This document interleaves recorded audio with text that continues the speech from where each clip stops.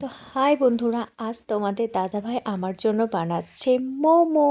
তো চলো রেসিপিটা তোমাদের সঙ্গে শেয়ার করি। তো প্রথমেই দেখতে পাচ্ছ চিকেনগুলোকে কিমা করে পেঁয়াজ, লঙ্কা আর কিছু ঘরোয়া মশলা দিয়ে বানিয়ে নিয়েছি পুরটা।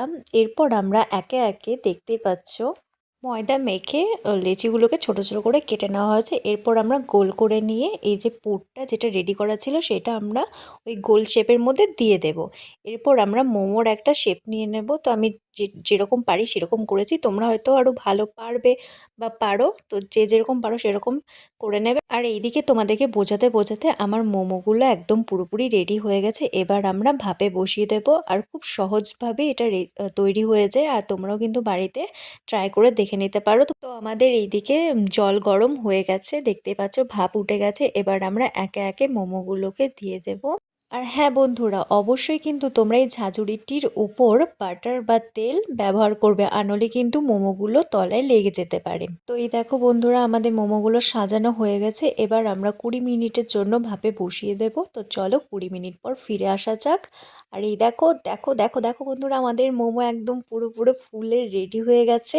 তো কেমন হয়েছে অবশ্যই কিন্তু তোমরা কমেন্টে জানাবে। আর এই যে তোমাদের দাদাভাই এবার মোমোগুলোকে তুলে দিচ্ছে।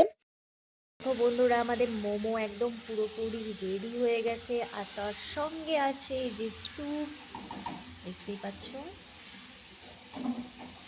তো চলো তোমাদেরকে টেস্ট করে দেখায় কেমন হয়েছে।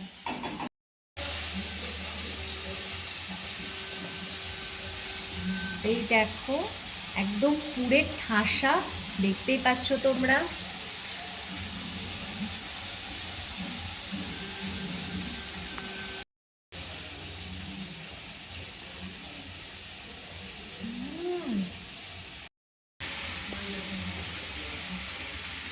আর এই যে স্যুপটা দেখতেই পাচ্ছ।